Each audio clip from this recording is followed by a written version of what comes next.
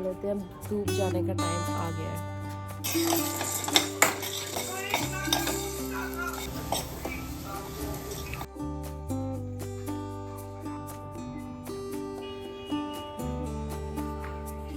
ठीक है।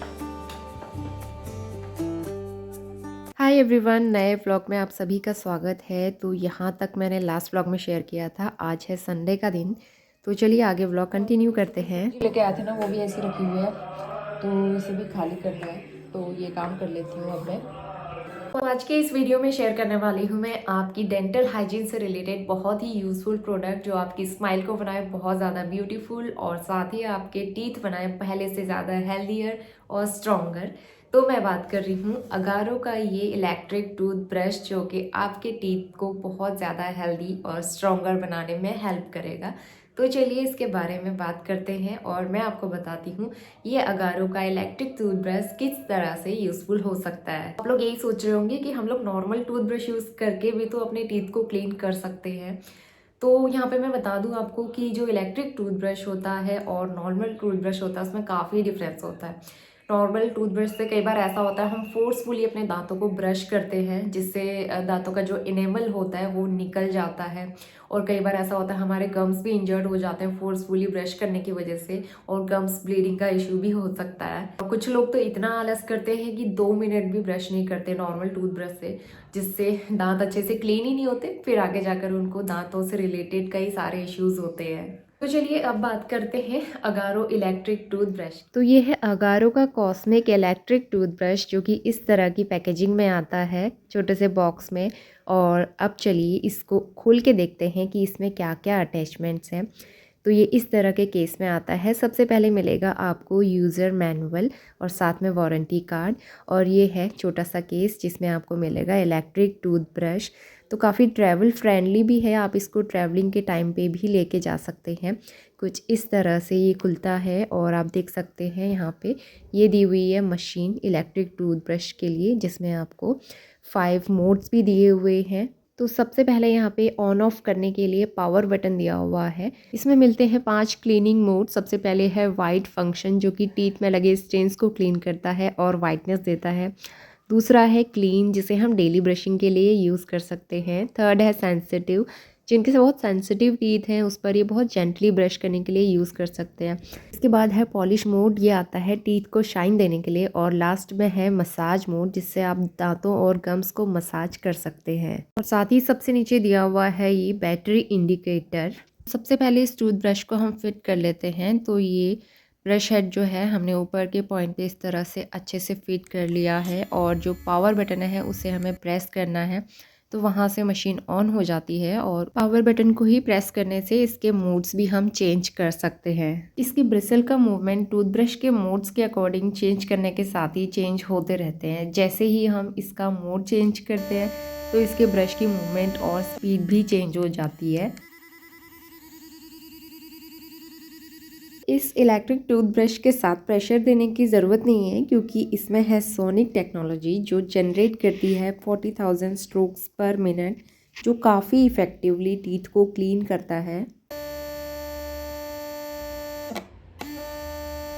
Every 30 second के बाद ये टूथब्रश एक छोटा सा पॉज लेता है, जिससे आप अपने टूथब्रश को दूसरे एरिया में प्लेस कर सकते हैं। इसके अलावा ये टूथब्रश एवरी 2 मिनट के बाद ऑटो शट ऑफ हो जाता है, जो ये रिमाइंड करता है कि आपका आइडल ब्रशिंग टाइम अब कंप्लीट हो चुका है। इसके ब्रश हेड बने हैं नायलॉन ड्यू पॉइंट हेड, जो कि हमारी टीथ की शेप के अकॉर्डिंग बने होते हैं और दांतों को इफेक्टिव क्लीनिंग प्रोवाइड करने के लिए डिज़ाइन किए गए हैं।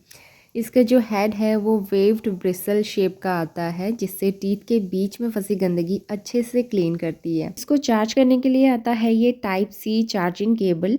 इसको चार्ज करने में करीबन 4 घंटे लगते हैं, जिसके बाद ये टूथब्रश पूरे 25 दिन तक चलता है। तो इसे डेली चार्ज करने का कोई झंझट नहीं है, एक बार में पूरा चार्ज कर लीजिए और पूरे 25 दिन तक आराम से इसको यूज़ कर सकते हैं। 25 दिन में भी ये टूथब्रश दिन में 2 बार 2 मिनट के लिए यूज़ कर सकते हैं। साथ ही आपको इसमें 4 एक्स्ट्रा ब्रश हेड भी मिल जाएंगे चेंज करने के लिए। ब्रश हेड के साथ में मिलता है आपको एक इंटरडेंटल ब्रश हेड, जो कि टीथ के बीच में क्लीनिंग करने के लिए काफ़ी यूज़फुल है और साथ ही hard to reach areas and corners के लिए बहुत यूज़फुल रहता है। वहाँ अच्छे से सफाई हो जाती है। और इसको यूज़ करना भी बहुत ईजी है। जस्ट हमें ब्रश हेड को इसमें अटैच करना है और उसके बाद पावर बटन को प्रेस करके मशीन को ऑन करना है। मोड आप अपने अकॉर्डिंग चेंज कर सकते हैं। मैं नॉर्मली वाइट वाला जो मोड है वो यूज़ करती हूँ, उससे दांतों की काफ़ी अच्छे से क्लीनिंग होती है। और इसके अलावा दांतों के बीच की जो डर्ट है, गंदगी को क्लीन करने के लिए मैं यूज़ करती हूँ इंटरडेंटल ब्रश है, जिससे दांतों के बीच की जो गंदगी है वो काफ़ी अच्छे से इफ़ेक्टिवली क्लीन हो जाती है। यूज़ करने के बाद आप ब्रश को नॉर्मल टैप वाटर से वॉश करके अच्छे से सुखाकर वापस केस के अंदर रख दीजिए, जिससे आपका ब्रश गंदा भी नहीं होगा और ये काफ़ी ट्रैवल फ्रेंडली भी है। मुझे तो गारो का ये इलेक्ट्रिक टूथब्रश बहुत ज़्यादा यूज़फुल लगा और मैं आप लोगों को ये हाईली रिकमेंड करूँगी कि आप लोग भी एक बार इस टूथब्रश को ट्राई ज़रूर कीजिएगा। इस प्रोडक्ट का लिंक मैं आपको डिस्क्रिप्शन बॉक्स में प्रोवाइड कर दूँगी, आप लिंक पे क्लिक करके इसे परचेज़ कर सकते हैं। हम लोग काफ़ी सारे आलू प्याज लेके आ गए थे, क्योंकि ये तो ऐसी चीज़ें हैं जो ख़राब नहीं होती हैं। उसके अलावा मैं 1 केजी टमाटर लेके आई थी और फूल गोभी एकदम फ्रेश मिल रही थी, तो 2 लेके आ गई थी मैं, और काफ़ी सारे मटर। तो यहाँ पे टमाटर मैंने धो के रख लिए थे दिन में ही, और पानी निथर गया है, इनको रख दूँगी फ्रिज में। तो 3:30 बज रहे हैं दोपहर के, हम लोग छत में आए हैं क्योंकि आए नोनी के पापा ने हमें डिस्टर्ब कर दिया। उनके फ़ोन पे फ़ोन आ रहे थे तो हम सो नहीं पाए, तो फिर गेहूँ उठा लेते हैं। अब धूप जाने का टाइम आ गया है। अच्छा, अच्छे से सूख गए हैं, कल और सुखा लेंगे। और एकदम साफ़ है, कोई पत्थर वत्थर नहीं है इनमें। तो इसके बाद मैं आ गई हूँ किचन में और जल्दी से मैंने सब्ज़ी चढ़ा ली है, आलू गोभी मटर मिक्स करके। और संडे का पूरा दिन काम में निकल गया और अभी भी करना है काफ़ी सारा काम। तो मैंने बताया था एक लड्डू की रेसिपी शेयर करूँगी, तो आज मैं गोंद के लड्डू बनाने वाली हूँ। और यहाँ पे मैंने घी गरम करके थोड़े से, यहाँ पे तरबूज के बीज मेरे पास ना पिछले साल के रखे हुए थे, पिछले साल भी मैंने लड्डू बनाए थे ना, तो थोड़े से वो बचे थे, मैंने इनको रोस्ट कर लिया है। आप अपने पसंद के ड्राई फ्रूट्स इसमें कुछ भी ऐड कर सकते हैं, और जैसे काजू बादाम मखाना अखरोट और खसखस आता है ना, वो चिरौंजी, मतलब कुछ भी ऐड कर सकते हैं। इन सबको मैंने फ्राई करके निकाल दिया है। काजू बादाम भी मैंने रोस्ट करके निकाला, और उसके बाद इसमें डाल देंगे गोंद। तो ये गोंद कुछ पहले का भी था, कुछ मैंने नया मंगाया था।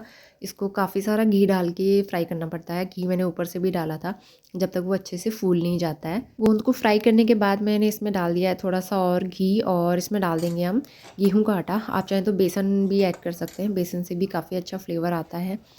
तो करीबन मैंने 1 कप गेहूँ का आटा लिया है। अगर मोटा पिसा हुआ गेहूँ का आटा है तो वो और भी अच्छा होता है। उसके अलावा फिर उसके बाद इसको अच्छे से भून लिया है ब्राउन होने तक। उसके बाद मैंने इसमें गुड़ डाल के मेल्ट कर लिया था। तो बस ये सारी चीज़ें जो भी मिक्सचर है ना, इनको अच्छे से मिक्स करेंगे। गोंद भी मैंने इस तरह से ग्राइंड कर लिए थे दरदरे करके, और साथ ही ड्राई फ्रूट्स वगैरह मिला के अच्छे से मिक्सचर बनाया, और ये लड्डू बन के तैयार हो गए हैं। तो बहुत ही सिंपल रेसिपी है गोंद के लड्डू बनाने की। सर्दियों में काफ़ी हेल्दी रहते हैं बॉडी पेन जड़ों के दर्द के लिए। और आज का हमारा सिंपल सा डिनर था आलू गोभी की सब्ज़ी, और यहाँ पे रोटी सलाद। तो रात के बज गए हैं 8:15 और हमने डिनर कर लिया है। लड्डू भी बन के तैयार है। तो ये काफ़ी टेस्टी हो रहे हैं। उस टाइम मतलब बाइंड नहीं हो रहे थे, और अभी एकदम सेट हो चुके हैं ठंडे होने के बाद काफ़ी अच्छे से। और ये वाले मुझे बड़े टेस्टी लग रहे हैं। तो आप लोग भी ट्राई करके देखना इसको, और काफ़ी टेस्टी बनेंगे। और सर्दियों में तो हेल्दी होते ही हैं। उन्होंने वहाँ पे देख रहा है टीवी, मिस्टर राउत काम कर रहे हैं। उन्होंने बर्तन वगैरह वॉश किए, मैंने किचन स्लैब साफ़ किया। इस तरह से हमने सारा काम कर लिया है जल्दी से। तो चलिए अब जो है मैं आपसे मिलती हूँ कल सुबह। बालों में थोड़ा सा मैं ऑयलिंग वगैरह कर लेती हूँ, और लड्डू खा लेते हैं एक लड्डू। तो चलिए बाय बाय, गुड नाइट। तो इसके बाद हम आ गए सीधा अगली सुबह, और 6 बज रहे हैं। आज हो गया मंडे, एकदम अंधेरा और एकदम घना कोहरा। यहाँ पे आजकल इतनी खतरनाक वाली ठंड हो रही है ना, प्रॉपर वाली सर्दी आ गई है, और मुझे ऐसा मौसम बहुत ज़्यादा अच्छा लगता है। वैसे काफ़ी घना कोहरा था, और फटाफट से मैंने नहा लिया था जल्दी उठ के। और यहाँ पे जो है मैं किचन में आ गई। पहले मैंने चाय बनाई, चाय पी, और हस्बैंड को उठा दिया था। वो अपना योगा वगैरह कर रहे हैं। आजकल वॉक पे नहीं जाते वो भी ना, क्योंकि बाहर आप देख ही सकते हैं कितना अंधेरा है और कोहरा भी है। तो ऐसे में तबीयत ख़राब होने का डर रहता है, तो इसलिए वो घर पे योगा कर लेते हैं। तो मैं यहाँ पे सिंपल से अजवाइन वाले पराठे बनाऊंगी नोनी और उसके पापा के लिए, और हमारे मतलब अपने लिए मैं रोटी बना रही हूँ। Very good morning. सुबह के 7:45 बज गए हैं, और नाश्ता बना दिया है मैंने। थोड़ी देर में नोनी को उठाते हैं, हस्बैंड उठा रहे हैं नोनी को। आज हमारे गेहूँ देखते हैं, धूप आएगी तभी सुखाएंगे। अभी तो बाहर पे ऐसा कोहरा हो रहा है ना। वैसे गेहूँ तो अच्छे से सुखाई दिए थे हमने, एक दिन और सुखा लेंगे, उसके बाद इसे पीसने को दे देंगे। अभी तो हम पैकेट वाला आटा यूज़ कर रहे थे जो पिछले महीने लाए थे हम लोग, तो हमने सोचा पहले उसे यूज़ कर लेते हैं फिर गेहूँ पिसवा लेंगे। तो बाहर का मौसम मैं दिखाती हूँ एक बार, कितना घना कोहरा लगा हुआ है। तो तरह से कैप पहन लेते हैं, अभी भी कोहरा ही लगा हुआ है। रात को तो बहुत ज़्यादा ठंडा हो रहा था, अभी भी ठंडा ही है, धूप नहीं आई है बिल्कुल भी। सीढ़ियों में ना ऐसा पाला पड़ता है, पूरी सीढ़ियाँ गंदी हो गई हैं पाले की वजह से, बहुत ठंडा है अभी, कुछ भी नहीं दिखाई दे रहा है दूर दूर तक।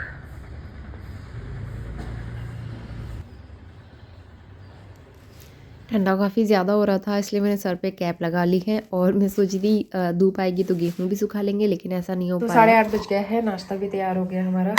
सिंपल सा प्याज का भुजिया बनाया मैंने, काफ़ी अच्छा लगता है हमारे यहाँ, इस तरह से खाते हैं, साथ में रोटी और बटर। नोनी को दे दिया है मैंने नाश्ता, वो सब्ज़ी तो खाएगा नहीं तो उसके लिए बटर है। हराना मत आज, बाय ठीक है? नोनी। आज हराना नहीं है।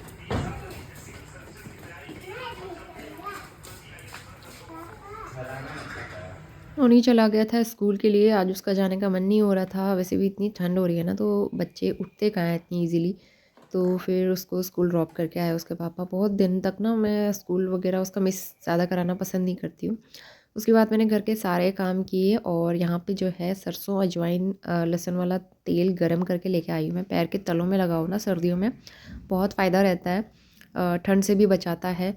और वैसे भी आफ्टर डिलीवरी जिसके मतलब बॉडी मसाज वगैरह करानी होती है ना, इस तेल से कराओ, बहुत फ़ायदेमंद रहता है, जल्दी बॉडी पेन नहीं होता है, क्योंकि बॉडी एकदम वीक हो जाती है उस टाइम पे।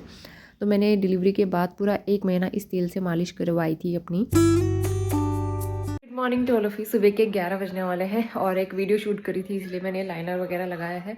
और बालों में ना आज हेयर वॉश किया था मैंने, थोड़ा सा ऑयलिंग किया था कि बाल सेट रहे, नहीं तो एकदम ऐसे हो जाता है ना फ्रीजी। और मैंने कैप पहनी थी उसकी वजह से और चंपू से हो गए। तो अब मुझे लंच की भी तैयारी करनी है, और आज तो धूप ही नहीं है बिल्कुल। मैं सोची थी आज के दिन एक और दिन मतलब गेहूँ सुखा लेंगे, लेकिन धूप नहीं है, तो देखते हैं मे बी किसी दिन धूप अच्छी आएगी तो तब सुखा लेंगे। वैसे गेहूँ हमारे सूख गए हैं अच्छे से, तो उसका कोई टेंशन नहीं है। तो मैं लंच की तैयारी करती हूँ, दाल चावल बनाऊंगी। हरी सब्जी लेने के लिए गई थी, सुबह सुबह शॉप ही नहीं खुली थी क्योंकि इतना कोहरा, इतनी ठंड हो रही थी ना, शॉप भी नहीं खुली थी। कई लोग तो अपनी दुकान के आगे आग जला के आग सेक रहे थे। मुझे ऐसा मौसम बहुत ज़्यादा अच्छा लगता है, वैसे मज़ा आता है। तो किचन मेरा एकदम साफ़ सुथरा है, बर्तन धुले हुए रखे हैं, पानी गर्म करके रखना है मुझे इसमें पीने के लिए। तो चलिए अब लंच भी बना लेती हूँ मैं। तो आज के लंच में मैंने सिंपल दाल चावल बनाया था, भांग की चटनी बनाई थी। हरी सब्जी वगैरह मुझे नहीं मिली तो फिर मैंने वो नहीं बनाया। तो ये लंच बन गया है, और 1:15 हो रहा है अभी। नौनी आ गया स्कूल से, नौनी के पापा भी आ गए। तो सबसे पहले गर्मा गर्म लंच थाली ये रहा। उसके बाद हम आ गए हैं ट्यूसडे में, और बीच में मंडे के दिन मैंने ज़्यादा कुछ शूट नहीं किया, घर के कामों में ही इतना बिजी हो गई थी। और वैसे सर्दी ज़ुकाम की वजह से अच्छा नहीं लग रहा था ना, तो कभी कभी स्किप कर देती हूँ मैं। तो आज का वेदर भी मैं दिखा देती हूँ, पूरा कोहरा लगा हुआ है और बहुत ज़्यादा ठंड है यहाँ पे। करीबन 7 बज रहे थे सुबह के, और नहा के आ गई थी मैं। तो सबसे पहले गरम गरम चाय बनाएंगे, उसके बाद नाश्ते की तैयारी करूँगी मैं। नोनी के पापा को उठा दिया था, योगा करेंगे, और नोनी अभी सो रहा था, उसको थोड़ी देर में उठाएंगे। वैसे भी इसके स्कूल की टाइमिंग ना थोड़ी सी चेंज हो गई है। तो एक तरफ मैंने यहाँ पे आटा भी निकाल लिया है, आटा गूँथ के तैयार कर लूँगी, और उससे पहले मेरी चाय बन गई थी।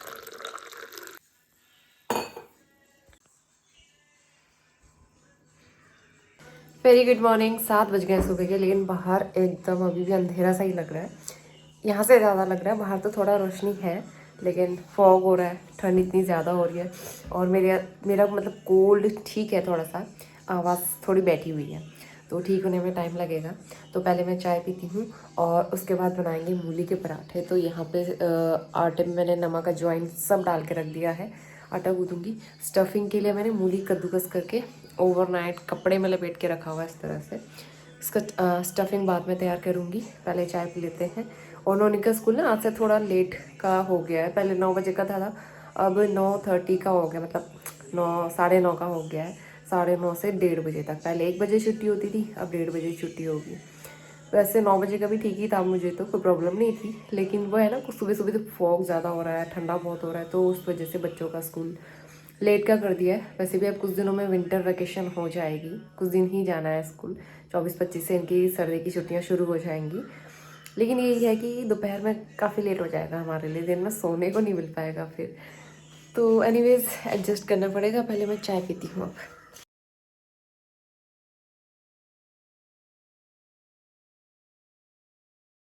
तो मिस्टर रावत का यहाँ पे चल रहा था योगा, और यहाँ पे मैं आटा गूँथ लूँगी। सारी चीज़ें तो मैंने इसमें मिलाई हुई थी, और सॉफ्ट सा आटा गूँथ के तैयार कर लेंगे। थोड़ी देर में ढक दूँगी, जब तक आटा रेस्ट करेगा तब तक मैं फिर स्टफिंग बना लूँगी।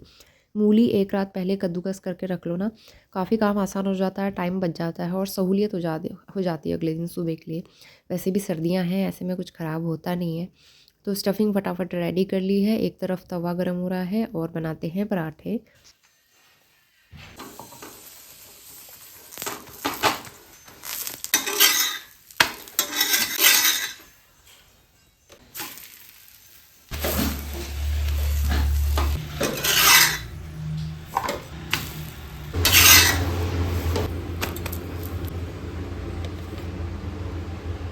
हाय नोनी, गुड मॉर्निंग। नोनी उठ गया है और सुबह सुबह किचन सेट लगा दिया है उसने यहाँ पे, और नोनी का नाश्ता आज यहीं पे बनेगा। तो पहले तैयार हो जाओ, उसके बाद बनाना बेटा आप अपना नाश्ता। नोनी को स्कूल के लिए रेडी करने में अभी टाइम है, थोड़ा सा लेट की टाइमिंग की वजह से मॉर्निंग में भी हम लोग आराम से ही कर रहे हैं। तो यहाँ पे पराठा मैंने दोबारा गर्म कर लिया है और बटर के साथ यहाँ पे नोनी को दे दूँगी खाने के लिए, और हमारे लिए भी मैं दोबारा से गर्म करूँगी। पराठे तो एकदम ठंडे हो जाते हैं ना आजकल, और मुझसे ऐसा नहीं हो पाता कि गरम गरम बनाओ उसी टाइम खाओ, क्योंकि बहुत सारे काम हो जाते हैं घर के, और ये इस तरह से कर पाना ना पॉसिबल नहीं हो पाता है कई बार।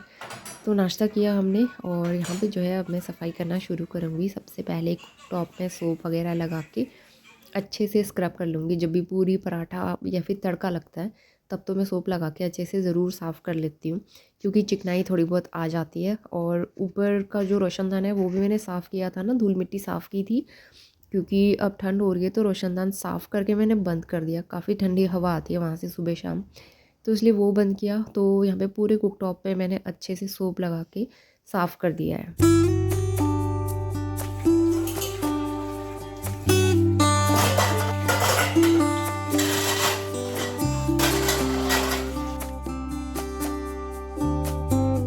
किचन ऑलमोस्ट क्लीन हो गया था मेरा, और यहाँ पे नोनी भी तैयार हो गया है स्कूल के लिए। तो अभी गाने पे डांस कर रहा था यहाँ पे।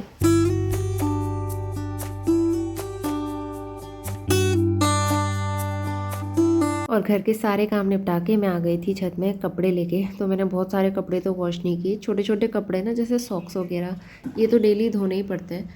और वुलन सॉक्स हम पहन रहे हैं रेगुलर, तो मैं एक दिन पहन के अगले दिन धो देती हूँ। तो इसलिए इनको मैंने धो के मशीन में ड्राई कर दिया है। वैसे भी धूप वूप कुछ है नहीं, तो एटलीस्ट हवा से ही सूख जाएंगे। तो इसी के साथ ब्लॉग भी एंड करती हूँ। आगे का ब्लॉग कंटिन्यू करेंगे नेक्स्ट वीडियो में, तब तक के लिए बाय बाय।